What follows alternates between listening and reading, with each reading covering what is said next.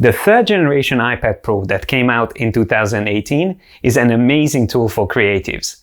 Today I'm going to show you the 5 best accessories for it and a bonus tip at the end.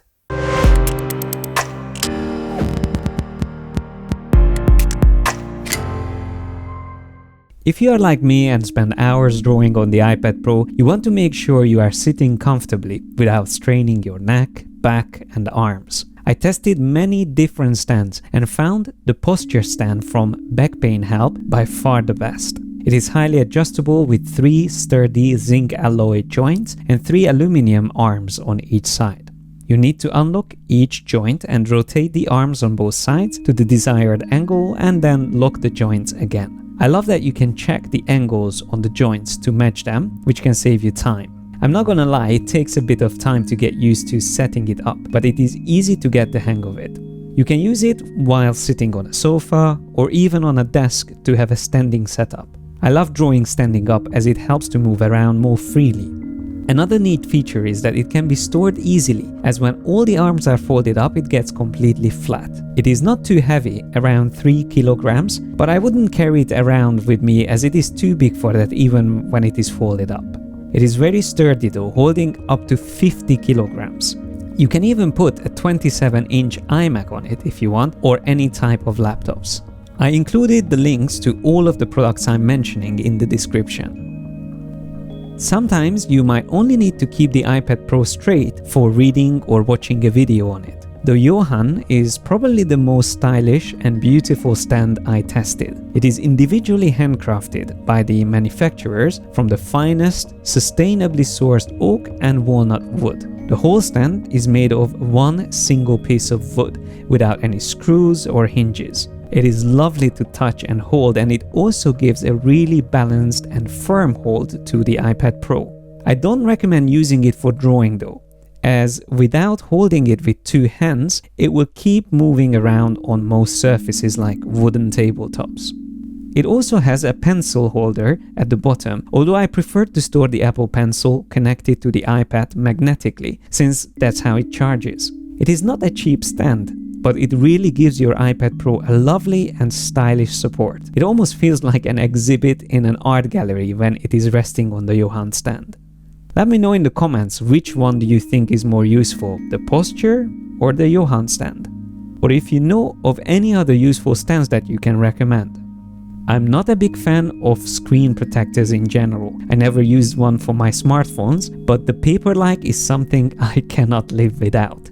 I tried it out first on the first generation iPad Pro, and I keep buying it for each new generation. The main thing about the PaperLike screen protector is that it makes drawing on the iPad Pro feel like drawing on actual paper. It is really amazing to feel that paper texture, and it even sounds like a real pencil when you are drawing.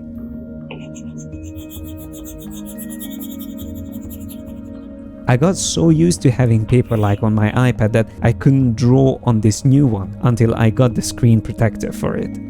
I know it sounds snobbish, but it is one of those things that once you try, you definitely cannot go back.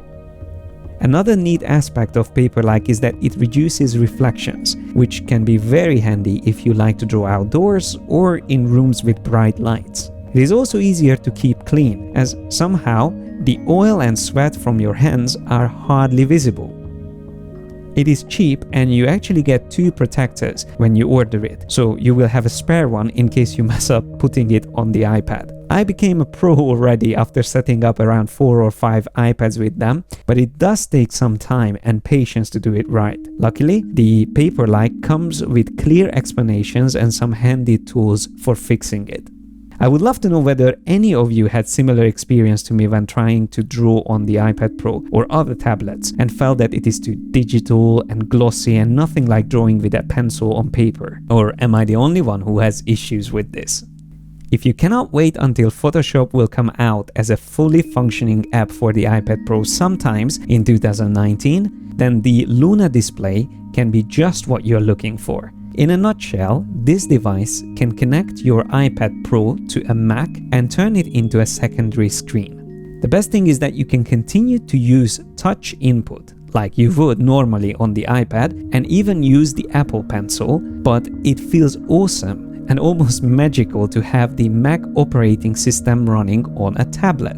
You can open and use any applications like Illustrator, InDesign, Adobe XD, what have you, and work on the iPad. The coolest thing is that it lets you move around freely as long as you stay connected to the same Wi-Fi network as your Mac computer.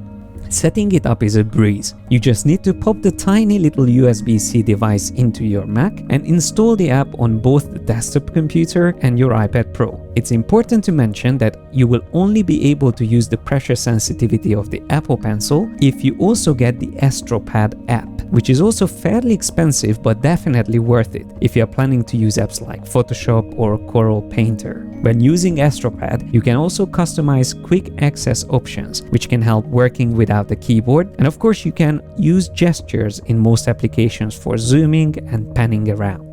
The Luna display and Astropad combo is not cheap but offers a brilliant solution for turning the iPad Pro into the extension of a Mac computer. I'm curious to see whether Adobe will release other desktop Creative Cloud apps for the iPad Pro in the future, or will it only be Photoshop? Let me know in the comments which other applications would you like to use on tablets.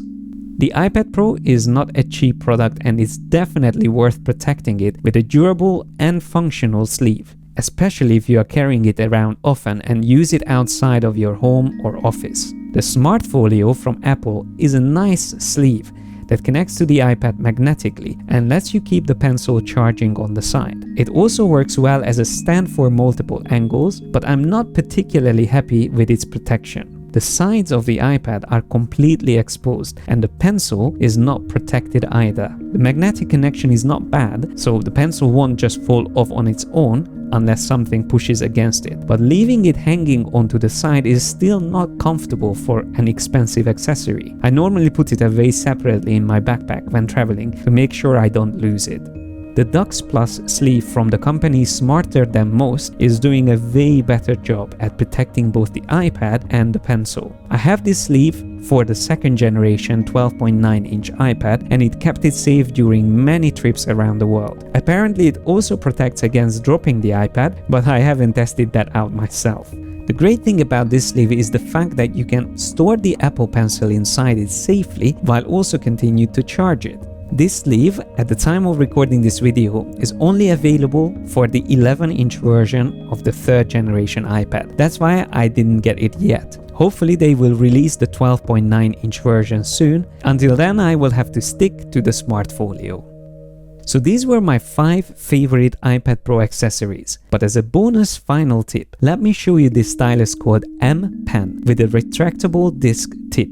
You can actually use this instead of the Apple Pencil, but what I use it for is to draw on my iPhone. There is a brilliant simplified version of the Procreate app for iPhones called Pocket, and with this stylus you can clearly see what you're drawing thanks to the transparent disc at the tip. The best thing though is that you even have pressure sensitivity while drawing thanks to the 3D touch feature. All the 4.7-inch and larger iPhones from the 6S onward has this feature in them. I was hoping that Apple will make the second generation Apple Pencil compatible with at least the new iPhone X or XS, but unfortunately it seems like they want people to buy iPad Pros for drawing. Nevertheless, I love using the Pocket app and the amPen stylus for quick sketches on my iPhone whenever I don't have my iPad Pro with me. Thanks a lot for watching, guys. Let us know what shall we review next time. Also, if you know of any other cool iPad accessories, leave a comment below. Like this video if you enjoyed it, and I will see you guys in the next one.